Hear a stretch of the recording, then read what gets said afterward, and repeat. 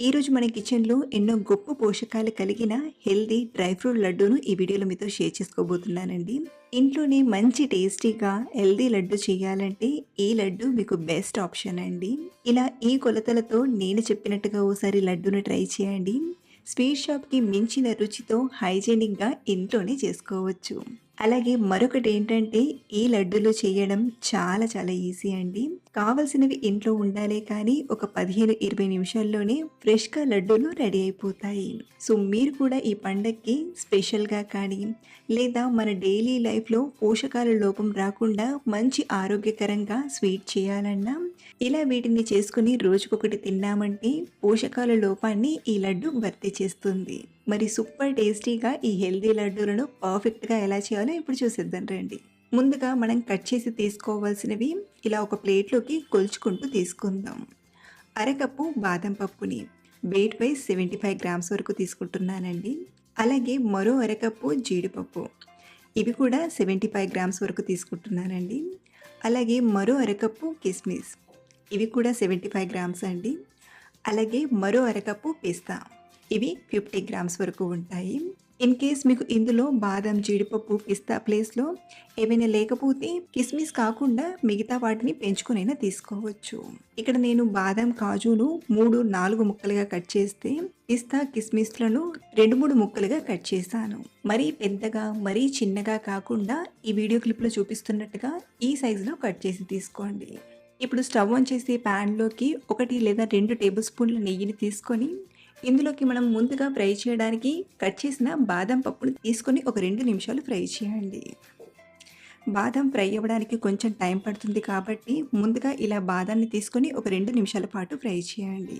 పిల్లలకైనా పెద్దవాళ్ళకైనా పోషకాలు అందక ఎముకలు కానీ లేదా ఒళ్ళు నొప్పులు కానీ ఎక్కువగా ఉంటే ఇలా డ్రై నట్స్‌తో చేసిన లడ్డూని మన రోజువారీ డైట్‌లో తీసుకోవడం చాలా మంచిదండి.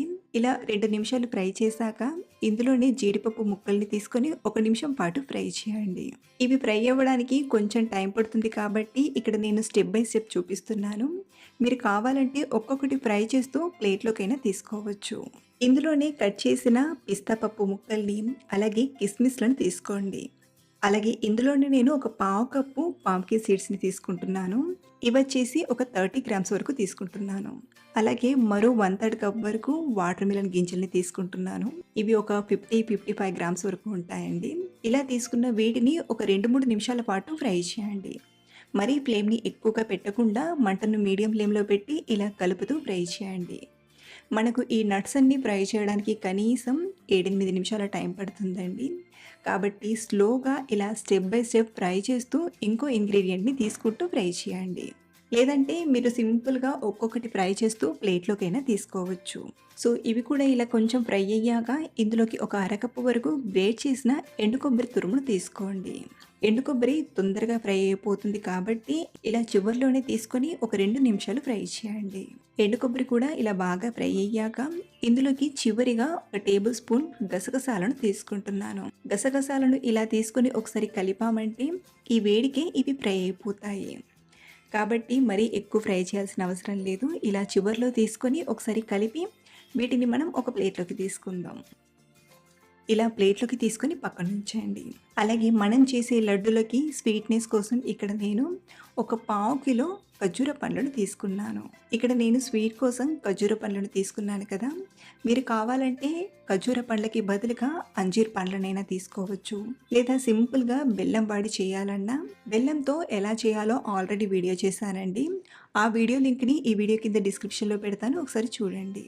సో ముందుగా ఈ ఖర్జూర పండ్లలోని గింజలన్నీ తీసేయండి. లెక్కతో చూసుకుంటే ఈ ఖర్జూర పండ్లు ఒక 42 నుండి 45 వరకు ఉన్నాయి. సైజ్‌ని బట్టి కొంచెం ఎక్కువ తక్కువ క్వాంటిటీ అనేది వస్తుంది. సో ఇలా గింజలన్నీ తీసేసాక ఇప్పుడు వీటిని మిక్సీ గిన్నెలోకి తీసుకొని పల్స్ మోడ్‌లో తిప్పుతూ మెత్తగా గ్రైండ్ చేయండి. మీ దగ్గర రోల్ ఉందనుకోండి, ఇలా మిక్సీ గిన్నెలో కాకుండా రోట్లో దంచి తీసుకుంటే చక్కగా నలుగుతాయి. ఖర్జూర పండ్ల పేస్ట్ అనేది స్మూత్‌గా వస్తుంది. ఇక్కడ నేను పల్స్ మోడ్‌లో మధ్య మధ్యలో కలుపుతూ బాగా గ్రైండ్ చేశాను. మొత్తానికి మనకు ఖర్జూర పండ్లనేవి మెత్తగా నలిగి ఇలా పేస్ట్‌లా రావాలి. సో ఇలా గ్రైండ్ చేశాక మళ్ళీ ఇదే ప్యాన్‌లోకి 1, 2 టేబుల్ స్పూన్ల నెయ్యిని తీసుకోండి. ఇప్పుడు మనం గ్రైండ్ చేసిన ఖర్జూర పండ్ల పేస్ట్‌ని తీసుకొని స్లోగా ఇలా ఒత్తినట్టుగా చేస్తూ లో ఫ్లేమ్‌లో 1, 2 నిమిషాలు ఫ్రై చేయండి. స్టార్టింగ్ కొంచెం గట్టిగా అనిపిస్తుంది. ఎలా అయితే ఇలా కదుపుతూ మనం ఫ్రై చేస్తూ ఉంటామో పేస్ట్ అనేది కొంచెం సాఫ్ట్‌గా అవుతుంది. అలాగే ఇలా స్పూన్‌కి అతక్కపోతే ఇంకో స్పూన్‌తో విడదీస్తూ బాగా ఫ్రై చేయండి. ఓ 2, 3 నిమిషాలు అయ్యేసరికి చూడండి ఖర్జూర పండ్ల పేస్ట్ అనేది కొంచెం సాఫ్ట్‌గా అయిపోయింది కదా! ఇప్పుడు స్టవ్ ఆఫ్ చేసేసి ఇందులోకి మనం ఫ్రై చేసి పెట్టిన డ్రై నట్స్‌ని తీసుకొని ఒకసారి కలపండి. వేడి మీద అంత బాగా కలపలేం.